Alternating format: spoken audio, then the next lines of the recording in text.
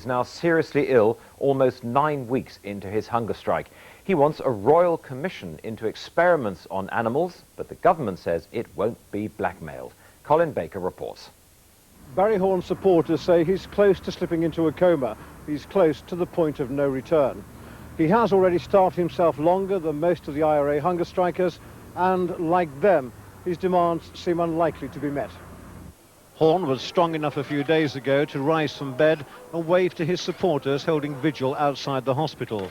4 years ago, he was convicted on arson and explosives charges. One of his targets was Boots the chemist on the Isle of Wight. His supporters say he won't give up until a Royal Commission on Animal Experiments is established. His hearing's gone and his skin colour is beginning to change slightly, which I think is the effect of the liver. Some research scientists have been threatened with retaliation by animal rights militants if Horne dies. I think this is an extremely dangerous thing to do, and it's quite clear from the way things have been going that if he does take his life this way, we're going to see some quite possibly dangerous militancy from the extremists in the Animal Liberation Front. Successive British governments have made it clear over the years they will not submit to terrorism and blackmail. So this evening it would seem that Barry Horne's fate is very much in his own hands. Colin Baker, ITN, York. In just over an hour from now, ITV will launch its Government Committee of Inquiry, and yet there has already been a Government Committee of Inquiry sitting. It's a permanent committee. It's been in existence for 12 years doing exactly this. I kind of wonder whether he's got the right end of the stick here. If there were a ban, how would it affect your work? Well, you only have to look back over medical progress over the last 50 years to see that the vast majority of the major medical breakthroughs, antibiotics, anaesthetics, vaccines, organ transplantation, have all crucially depended at some point in the discovery process on animal studies.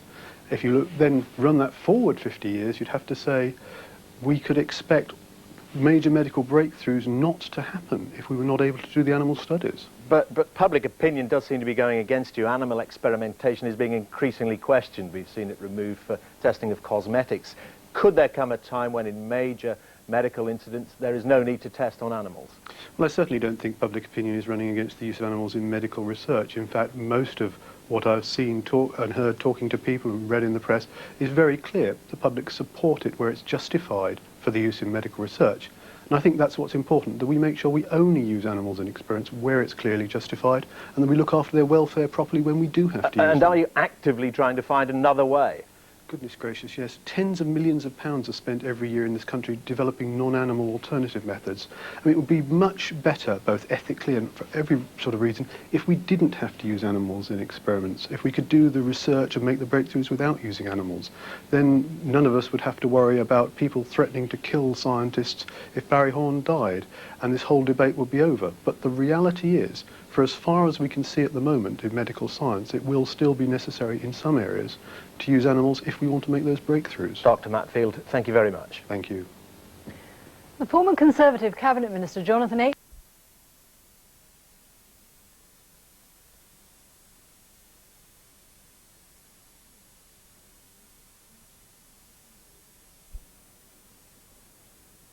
ill in hospital tonight on the 62nd day of his hunger strike. To his supporters who've maintained a constant vigil, he's a martyr. To those who suffered from his 2-year firebombing campaign, he's little more than a terrorist. For weeks there have been reports that he's been close to death, followed by admissions that he's taken some sugared liquids. But campaigners are adamant only government agreement for a royal commission on vivisection will get him eating again.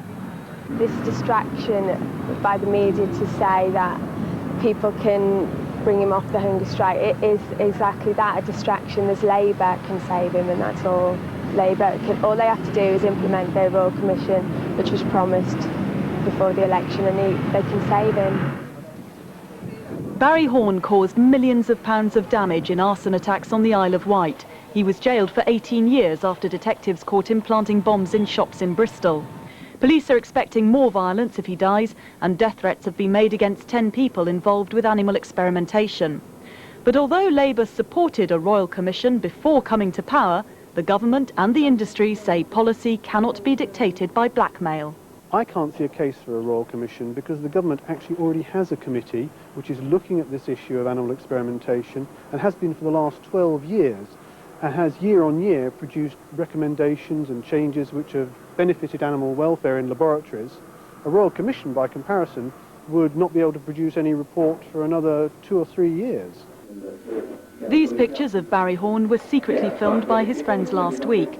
He's apparently lost his eyesight and hearing, and his internal organs have started to fail. It's possible he'll now be moved to a more secure hospital, as authorities here are unhappy with some of the protests sparked by his hunger strike. Jane O'Brien, BBC News. Lawyers for 8 lung cancer victims serving an 18-year sentence for firebombing. His supporters say it's only a matter of time before his condition deteriorates beyond control. Last week he stopped drinking the sweet tea and fruit juice that sustained him during a break in his protest. Now that Barry Horne is back on iced water, a coma, then death seem inevitable. To his supporters outside York District Hospital, Labour's failure to carry out a pre-election promise of a Royal Commission on animal experiments is central to the protest. On the other side, the government is determined not to give in to threats. Horne has been criticised by some animal welfare groups for using emotional blackmail, which would prove counterproductive. He was transferred to hospital from Full Sutton Prison in York after his condition deteriorated. He was serving an 18-year prison sentence for his part in a firebombing campaign on the Isle of Wight and for trying to plant incendiaries in stores in Bristol. In the last decade, the animal rights movement has become increasingly violent. Horne is a member of the ALF, which has claimed responsibility for dozens of attacks in its campaign against cruelty to animals. 10 people, mainly medical researchers, have been threatened with death if Horne dies. As he weakens, the biggest fear of those 10 is that his martyrdom may validate his cause. Well, the Home Office Minister, George Howarth, is in Westminster now. Minister, first of all, on this matter of whether the government ever had any interest at all in bringing forward an animal live experiments bill, it wasn't in the manifesto, but it was in literature before the manifesto. No, there was a suggestion that we would have a Royal Commission, and that's still an option. It's still something that we're considering. But in the meantime, what we've been doing is carrying out an agenda. For example, we've banned all cosmetic testing. There are no more tests going on with tobacco or alcohol products, and we're getting on with that agenda. But I mean, in the meantime, I think it is important that those who care about animals recognise that there is an agenda we are working to, and we still haven't ruled out the prospect of a Royal Commission. Have you had any direct contact with Mr. Horne? Any attempt perhaps to dissuade him from dying?